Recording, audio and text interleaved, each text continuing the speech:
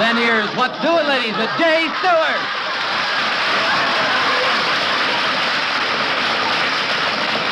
Thank you. Hello, folks. This is Jay Stewart saying, welcome to What's Doing, ladies. Brought to you by the makers of Hunt Foods. Yes, sir. Hunt Foods make that swell Hunt's tomato sauce, Hunt's peaches, and 90 other fine foods. That's why it's always... That's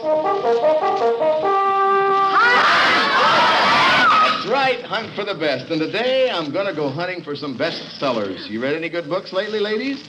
Well, if you have, don't tell me about them right now, because I'll bet we can find more interesting stories right here in this studio today than we'd find between the covers of books. For instance, do you know that all day long, 5 days a week, all the radio shows are written and presented just for housewives?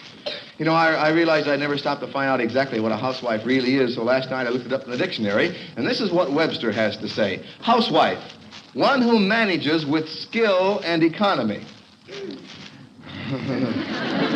Well, it just sort of seemed to me that my wife does more than manage with skill and economy, so let's find out what some of you ladies think. I'm going to jaywalk down into the studio audience and ask several housewives what their definition of a housewife is. That is, what they think a housewife should be to be a good housewife. Excuse me, I'm going to go right down here and say hello to this lady. Will you stand up and meet me, please? This is Mrs. White. Mrs. White, could you come out in the aisle and just jump across your husband's lap there? Mrs. White, you've been a housewife, I imagine, for quite a few years. Long time, yes. How long? Oh, over 32 years. Over 32 years. Now, you're from where right now? From Los Angeles just now. You've spent all 32 years here? No, back in Massachusetts. Mm-hmm. Tell me, what would you say your definition of a housewife would be, Mrs. White? Well, a woman's work is never done. They always say a man's work is done at the setting of the sun, but a woman's work is never done. She can always find something, especially if she has a family. I can imagine. Did you raise a family? Yes. How many? 3. You had 3. Mm-hmm. And your work was never done? Well, you can keep going. You can always find something. For instance? Well, there's always mending. Always mending? Always mending. After you think you've done, you think, well, there's some mending or... You can always find something Always find something to do. Mm-hmm. Who causes all the work originally from the mending? Well, I think both the boys and girls, both the same. Yeah, of course, Dad never has anything to do with it. Oh, yes. But Yeah. I've been a widow a long time. Oh, I see. Yeah. Well, I'm awful glad to have your definition of a housewife. Let's go and find a couple of more here if we can. Hello, here's one who is Mrs. Marie Benson. Come here, Marie Benson. Stand right up here and say hello to me. How are you? Just fine. Where are you from? Oh, L.A. From L.A. And you've been a housewife how long? 22 years. 22 years. What would your definition of a housewife Well, be? a housewife is really a jack of all trades. She's got to be a teacher, seamstress, cook, housekeeper, and entertainer, a little bit of everything. I would say a person like that would come at a pretty high price. How's your salary every week?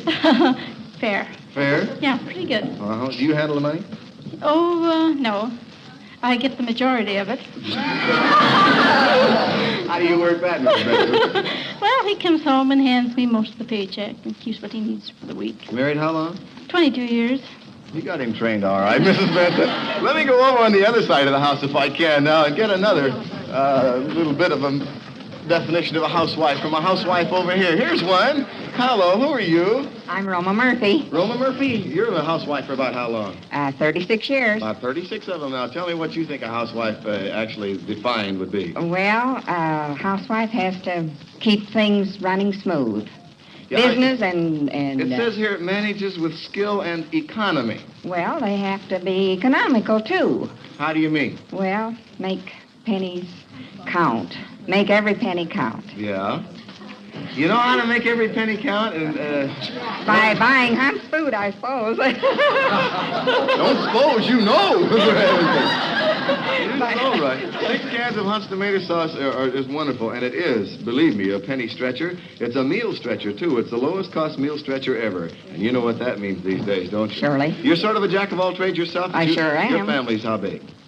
Just my husband and I now, but I've had 2 children. Had 2 children. Got a grandchild. Oh, wonderful. Proud grandma. Oh, yes, indeed. Well, good. By the way, I'd like you other 2 ladies, incidentally, to have 6 cans of that delicious Hunt's tomato sauce, too. You can use it to blend macaroni or noodles and an expensive cut of meat or leftover vegetables, just about anything into a delicious dish. It makes it taste better and go farther. Believe me, that's one way to be a good housewife, I'll tell you that. Audience, you've heard these 3 ladies now give their definitions of what they think a housewife is. I'm going to leave it up to you to tell me which definition you like the best. Which explanation of what a housewife is your favorite today. So by your applause, let's go number 1 and number 2 and number 3. First of all, number 1 was Mrs. White over on that side of the house. Then number 2 was Mrs. Benson, right over there. And number 3 was the last lady to whom I just talked. Oh, got to run over to the other side to Mrs. Benson and say hello to her again. Mrs. Benson, looks as though you really know what a housewife is. I didn't ask you about your family. How many did you have? Oh, I have a daughter and a son and a grandchild. Yeah, just about the same as our other lady over there. Well, now, for being such a wonderful housewife, and I can imagine, you like to eat, don't you? Oh, do I? Just look me over. That's what I meant. There's one question I'd like to ask you, though. What's become of hunts of pork and beans? What's become of them? Mm-hmm. They're so doggone good, you just can't buy them. Oh, marvelous. And I just can't buy them anyplace. Mm-hmm. Go ahead.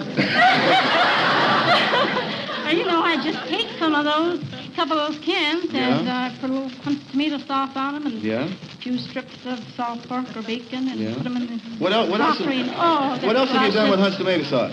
Oh, I have them in my spaghetti, and I have them in my gravies, a little bit of everything. You keep talking. I'd love to hear you. I'm going to talk a little myself right now. Since you are the winner today, I think you'd like to have a gift. Oh, naturally. Oh, sure.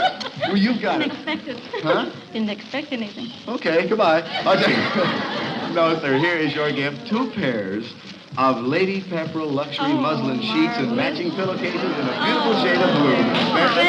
Just thank you for being a grand housewife. It's a wonderful definition. Excuse me, here's the lady with her hand up. I think they forgot one very essential thing of a housewife. What was that? I remember about my mother. Instead of joining women's clubs, she was always at home. She was really a housewife. She really spent her time in the home. When children came home from school, they found their mother there. Mother there. Well, I think that's a very great point to make. There's a lot of them that don't these days, right? Thank you very much. Well, that's just exactly what I said a moment ago. You see what I mean about finding more interesting things in the studio than you can find in any book anywhere. Webster never described a housewife that well in any of his dictionaries. And by the way, what heroine in fiction could ever be as interesting or as brave as any American woman as the women who belong to our What's Doing Ladies We'll Show 'em Club, for instance? They're the women who don't like the long skirts and want to wear their skirts right where they are now. And if there are any more women listening in who feel the same way, you just send your name and address to me, J. Stewart, Box 949, Hollywood 28, California, and you'll become a member of our We'll Show 'em Club. We'll send you a club emblem entitling you to wear your skirts right where they are. And by golly, we'll show them. And incidentally, those of you who haven't received your club emblem yet, don't worry, we're getting them out to you just as fast as we can. Well, right now I want to have a serious conversation with a lady who told me just before the show that she did a great deal of reading. Come up here and say hello to me. Hello. How are you? Fine. From, Clinton, Indiana, formerly. And now, Los Angeles. your name is? Mary Lyons. I'm doing a lot of asking questions here. You want to ask me anything, Miss Lyons? No. Not right now. Later, maybe? When there's not so many around. What? When there's not so many around. Mrs. Lyons. Read any good books lately? Uh-huh. I'll change the subject. What have you read lately, by the way? Well, we buy all the leading magazines, like the Red Book and the Journal and You read the Call. You read the condensations in those, sort of, or the full books? Read everything. That's good. What kind of books do you like the best? Well, I like all those magazines. I like the Red Book, and I like... Well, I mean, what kind of stories in them, though? Oh, well, I like love stories. You do? Why? Well, I just like to read them. You do, You kind of dream. Back in the days when you were... When I was young. Yeah. Me too. I do it all the time, Mrs. Lyons. I imagine you ought to be up on the titles of bestsellers then, popular in the past few years, if you read a lot, Mrs. Lyons. I'm going to tell you something about the stories of certain books, and you tell me to which bestseller I'm referring. You think you can do it? Ooh, I don't know. Well, for everyone you can name, I'll give you a bestseller in return, okay? Ooh. All right, now, this first bestseller is all about a lone bit of vegetation that grew in a certain cosmopolitan city in the eastern section of the United States. And no coaching, please. Last hunt? Well, made? No, I wish it were. No, this is a lone piece of vegetation, just one... A tomato? No, this isn't that. It isn't a tomato. It grew somewhere back east. And them bums are going to be awful mad at you. Brooklyn? Well, what about it? What was the title of the book? Tree in Brooklyn. Tree grew in Brooklyn. A tree grew in Brooklyn. That's right. It was really a tree, was it, Mrs. Lyons? Uh-huh. I've always heard it was only a flat bush. Was it? That's what they call them. Oh, that's what they call them, huh? All right, here's a really tough one for you now. This next bestseller is all about rural life. It's a very funny book. It's just full of yolks. The egg and I. The Egg and I is right. Yes, sir. You know, I'm at work writing a book right now, Mrs. Lyons. You are? It's all about a peachy little dish that I'm very closely associated with. You know what I'm going to call it? Hunt's peaches. Don't laugh when you say that, Mrs. Lyons. No, I'm going to call it the Peach and I. Oh, the peach now. That'd be swell. You know what it's all about? Mm-hmm. What? Hunt's peaches. Those good peaches. The sliced and round. I don't have to talk today. Mrs. Benson and Mrs. Lyons doing all my commercials for me here. It's so true. Those Hunt's peaches are delicious. You know that they're really something to write about, Mrs. Lyons? They're luscious, they're plump, they're tender, and they're juicy. I'm out of adjectives already. You see, the Hunt folks select only the finest fresh orchard-grown peaches, and they see to it that they're hand-picked and speeded to nearby Hunt canneries to be packed without delay. And those fair peaches are packed in heavy sugar syrup, Mrs. Lyons. You know, it's the heavy sugar syrup that brings out the finest natural fruit flavor of every peach. Oh, I just love those Hunt peaches, served plain or fancy, and so will you, Mrs. Lyons. In fact, you might say I'm writing a bestseller about a bestseller, Hunt's Peaches. Now, you're going to recognize that bestseller on all the grocery store shelves by its bright red cover, and it comes in several editions, too. Those peaches come in different size cans for different size families, and they sell at popular prices. So, Mrs. Lyons, for telling me the two bestsellers that I asked you, I'm going to give you two bestsellers, 2 cans of Hunt's Peaches. Oh, there must thank be you. one of the slices and one of the halves, and in addition to that, the Hunt folks would like you to have a beautiful Parker pen and pencil set. Mrs. Lyons? You're very welcome, and thank you for playing our bestseller game with us today.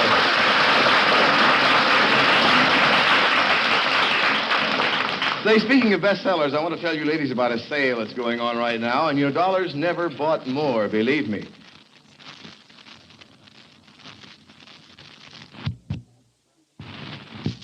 Can't say why. You see, maybe I say to you I good, or maybe I not be good. I say to you why. You see, that's what I tell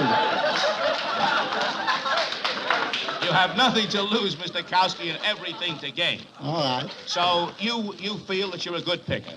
That's what I think so. You think so. Well, I've taken a look at these questions up here. They're not so tough. Perhaps if you feel you're a good picker, maybe you could bring this horse in to win. What do you think? Maybe. Well, what would you like to do? Would you like to ride it to win, to place, or to show? It pays $18 to win, $16 for place, and $14 for show. Where do you think you'd like to ride the horse? Where do you think you could bring him in? Do you think you can bring him in to win, or a place, or to show? Maybe I can bring him in. Where? To the win. To win? Well, Yeah. That's wonderful. Would you like me to help you up on this horse, Mr. Kowski? or do you think- Anytime. You think you can make it all by yourself? Maybe, I don't know. All right, sir.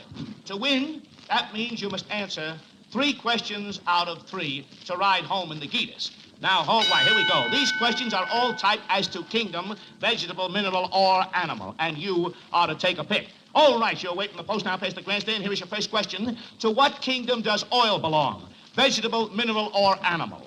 Oil? Yes. Oil belongs to the vegetable. Or you can they make oil from vegetable. Oil, they make oil from vegetable. Yes, Well, they absolutely do make oil from Yes. vegetable. You're absolutely right, Mr. Kowski. They make oil for vegetable, and they make it for mineral, too. All right, you're ahead by 1 length. You're going down the back stretch, and here is your second question. To what kingdom does coal belong? Vegetable, mineral, or animal? Coal? Coal. What kingdom does that belong to? Coal is mineral. I'm sorry, Mr. Kowski. Coal belongs to vegetable. It is formed by partial decomposition of vegetable matter. I'm sorry, you missed the question.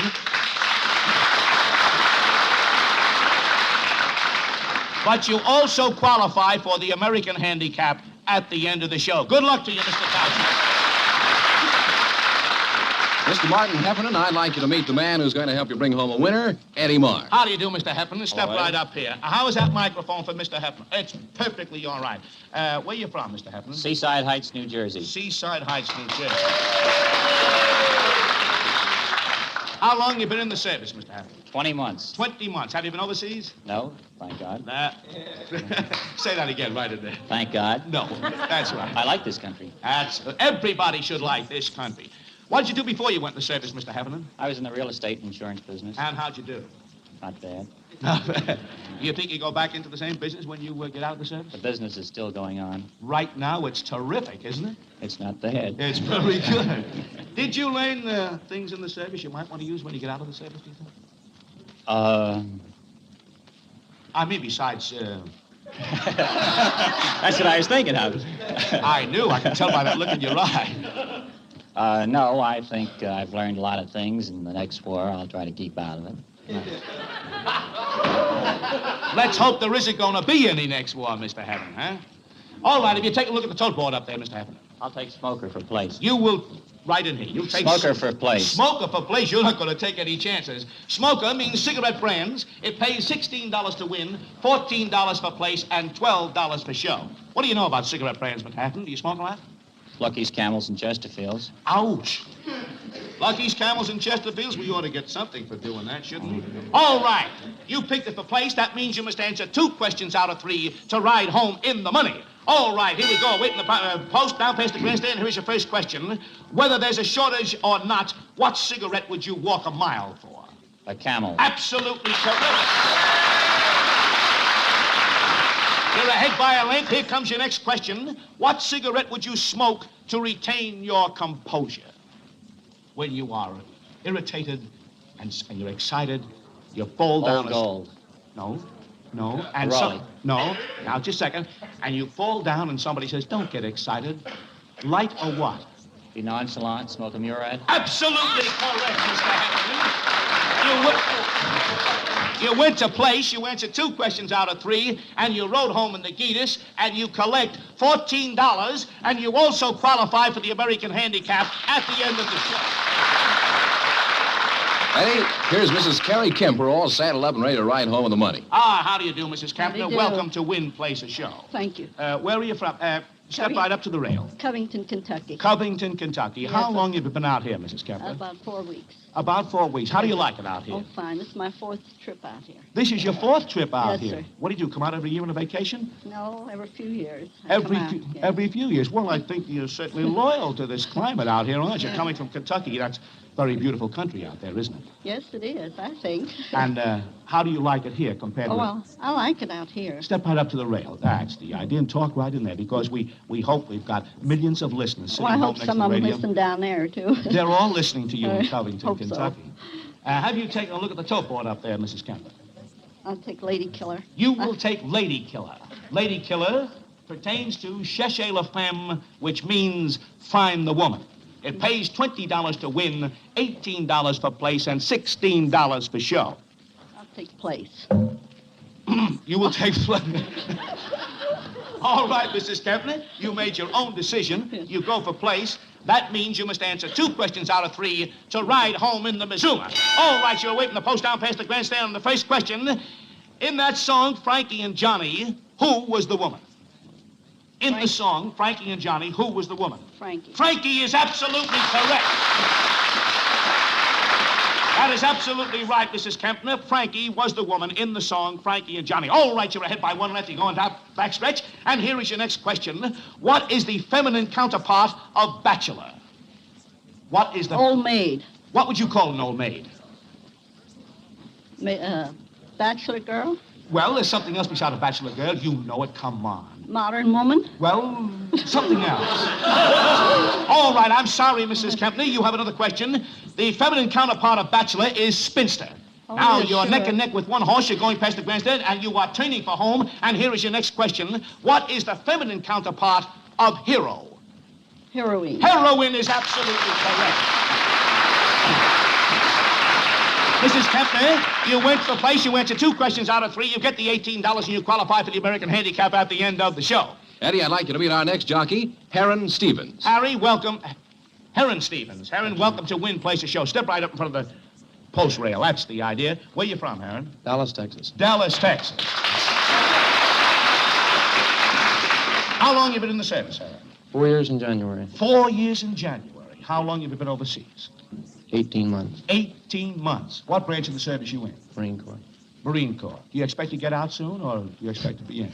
I expect to get out in January. You expect to get out in January. What did you do before you went in the service, Aaron? Well, I'm just about a jack of all trades. Jack of all trades, that's all right. What do you expect to do when you get out of the service? Go to school. Go back to school? Well, that's good. What special course? Are you taking anything special? Well, I figure on taking electrical engineering. Electrical engineering. Well, there's a big field for that, and you should do all right. Take a look at that tote board up there, Heron. What would you like to ride this evening? Well, interpreter. Interpreter. Interpreter means translations. It pays $35 to win, $30 for place, and $25 for show. What do you know about translations, Aaron? Not a thing. You don't know anything about translations? Why did you pick that horse? I don't know anything about plays either. You don't? Well, if Father doesn't know anything about either of the categories, hasn't got much choice. All right, Heron, I'll tell you what I'm going to do. You said you don't know anything about the category. Instead of going out to win, maybe you should go for some other place if you don't know too much about it. You might be able to have one or two questions correct, but you might not be able to answer all three. What do you think you should do? Place. You would go for place. That means you only have to answer two. Place, it pays $30, and let's see what we can do for you. You have to answer two questions to ride home in the Geetus. All right, here you go. Your first question. You're awaiting the post down past the grass stand. A mass of concreted material perennially rotating on its axis will not accumulate an accretion of bryophytic vegetation. A rolling stone gathers no more. Absolutely. All right, you have answered one question. You're ahead by one length. You go in town past the grandstand, and you want to change this phrase back to sense. Everything that coruscates with affluence is not ipso facto oris. Everything that coruscates with affluence is not ipso facto oris. That's what he said. Come on. I didn't hear him. Don't think you can answer it? Give it to me once again. All the things that coruscate with affluence is not ipso facto oris. Oh, it's not gold to glitter. Absolutely correct. You answer two questions out of three to ride home in the money. You get the $30 and you qualify for the American Handicap at the end of the show.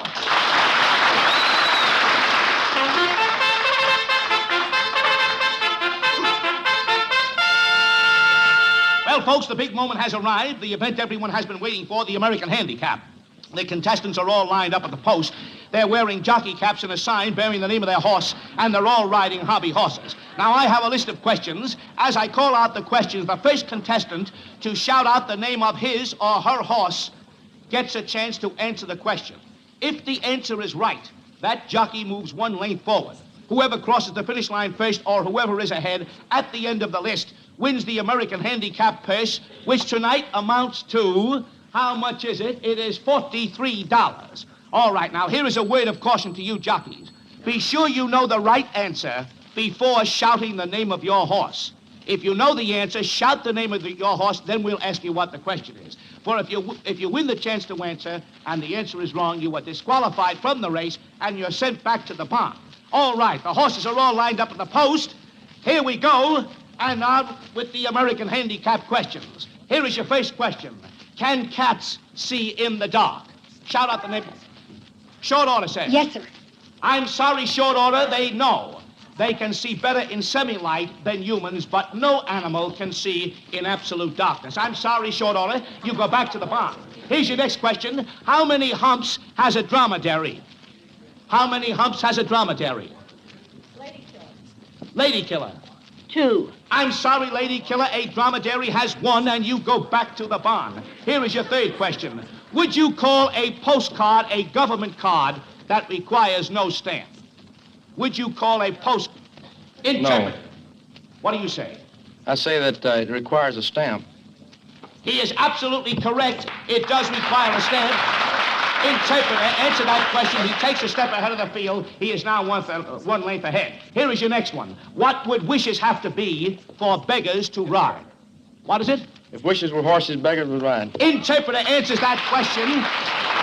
He is now 2 lengths ahead of the field. Here is your next question. What Britisher was called the uncrowned king of Arabia? What Britisher was called the uncrowned king of Arabia? Does anybody know it? Any horse want to take it out? All right. What American city was founded as Our Lady, Queen of the Angels? Smoker says he has... Los Angeles. Los Angeles takes a step forward, Smoker. All right, here's your next one. What direction is printed on nearly all book matches? What direction is printed on nearly all book matches? Smoker says he thinks he knows this one. Close cover before striking. That is absolutely correct, Smoker. He takes another step forward. Smoker and Interpreter neck and neck. They're in the first turn. All right. What language is spoken by more people than any other? Interpreter says he thinks he knows it. What is it? English. I'm sorry, Interpreter. It is Chinese. All right, Smoker is ahead. He wins the American handicap, which tonight is $43. Step right up here to the winning circle, Smoker. How much money did you win this evening? I won $14 and this 43 makes 57. 57. What are you going to do with that dough? Take it out and spend it. That's... The judges are placing the wreath around the winner's neck. How does it feel to have $57 in such a fast time there? Better than a Navy payday. It's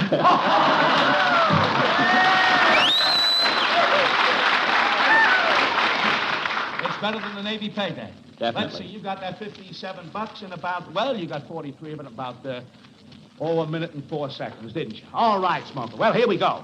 Well, folks, the old racetrack has taken its last whipping for tonight. Next week, we'll be right back here at the paddock, leading on the same old rail and passing out a few more tips. Until then, so long, suckers. See ya at the races.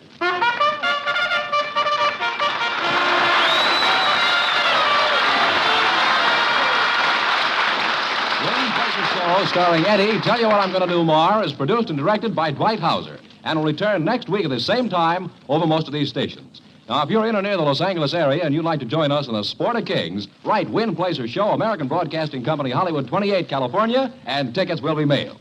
So join us again next week. This is the American Broadcasting Company.